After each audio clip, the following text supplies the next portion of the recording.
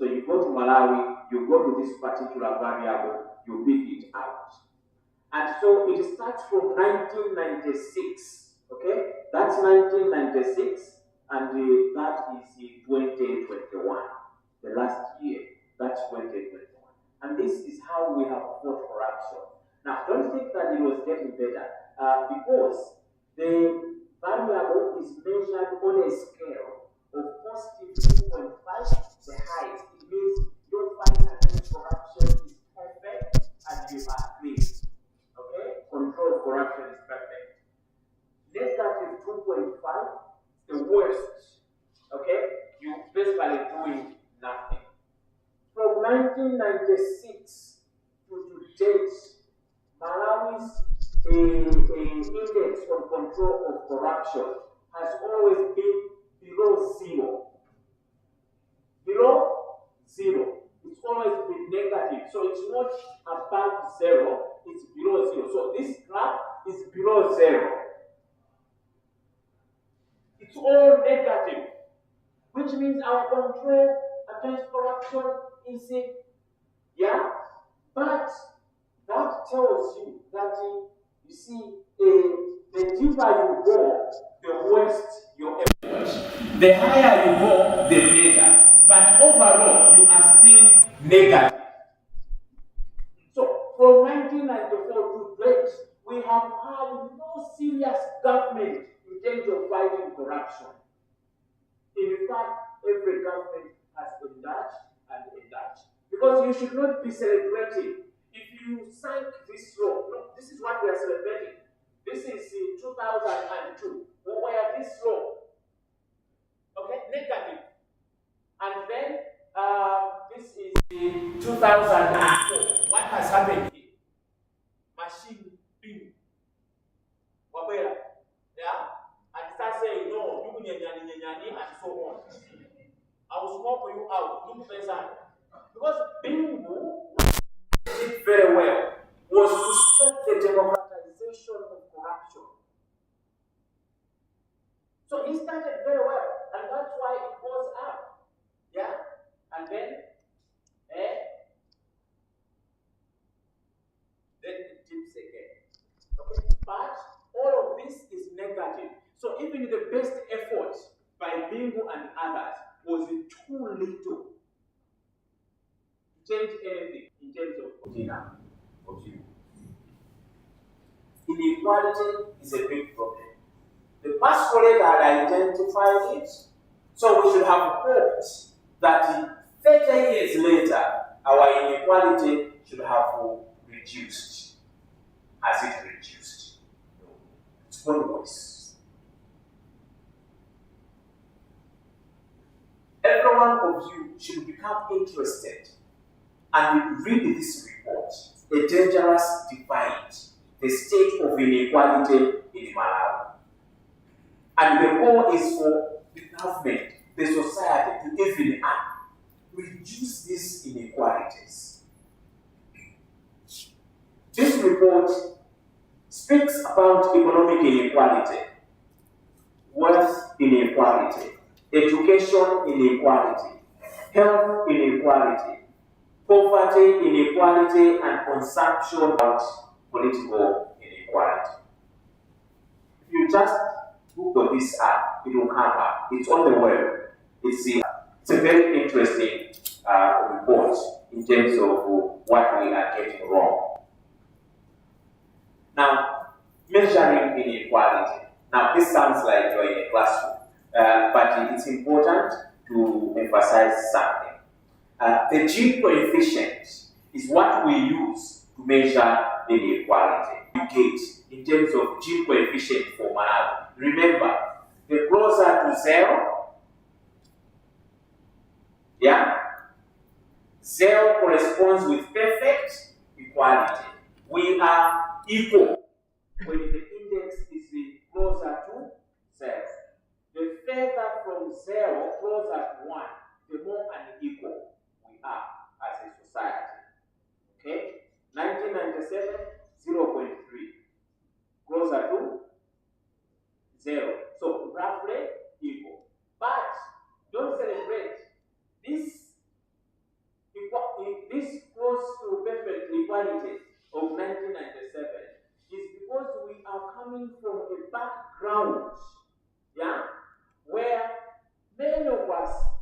people in our poverty. Okay? That's where we're coming from. So 1997, things are just shaping up. So that's why it's like that. But then the politics have started, the new dynamics. And then see how we become a very highly unequal society. We move from 0.3 to 0.6, getting closer to 1. And then 2010, there was a little bit of respite. So it reduced to 0.5. 2016, 0.5, but of course with digits. 2019, inequality was again on the rise, 0.6, so getting closer to 1. I understand that recent data shows that it is getting even worse, okay, in terms of inequality. And the other graph shows you the number of people that are poor. And these are poor people. This is we call it a head count, poverty head count ratios. 2019, we have 70% of our population living below the poverty line of $2.15 a day. People whose life is sustained by less than $2.15 a day. 70%.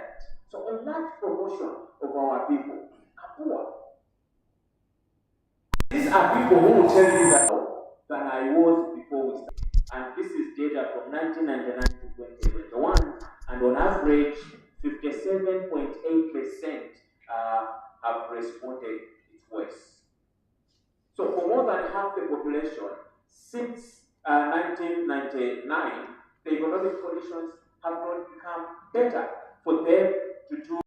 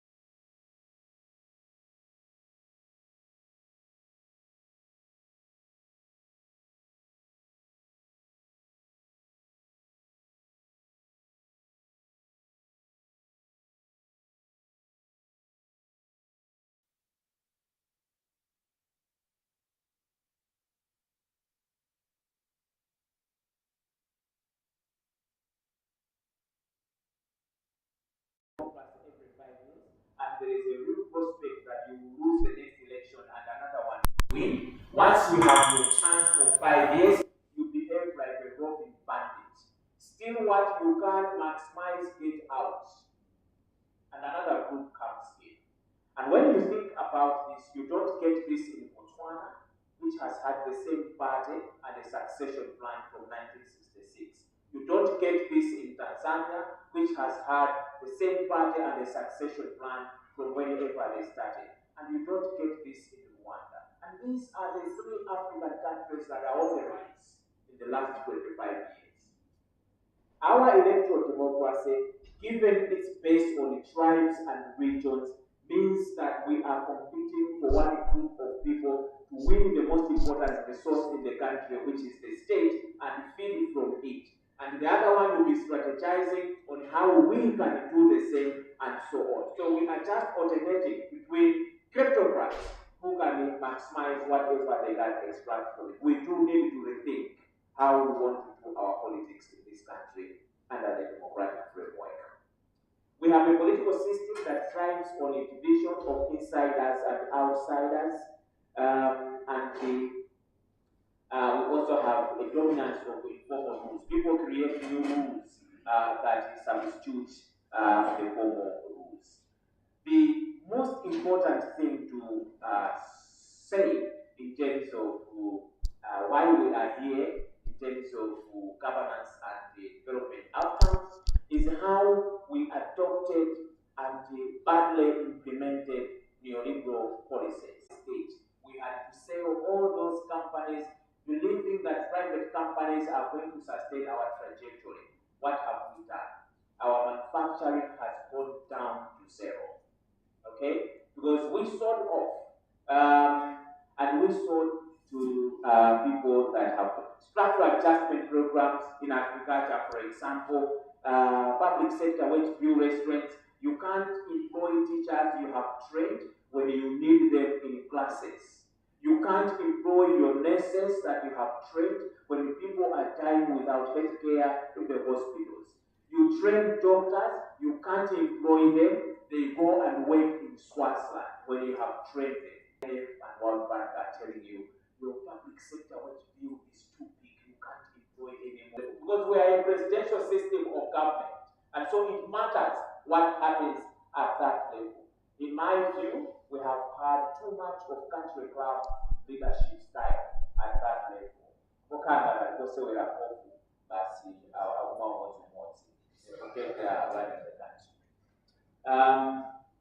The other problem that we have, and we need to figure out how to deal with this, is that for the last 30 years, okay, maybe for the last 27 years since the first multi-party government, we have not been able to get a government that delivers both democratic governance and socio-economic development simultaneously. We haven't.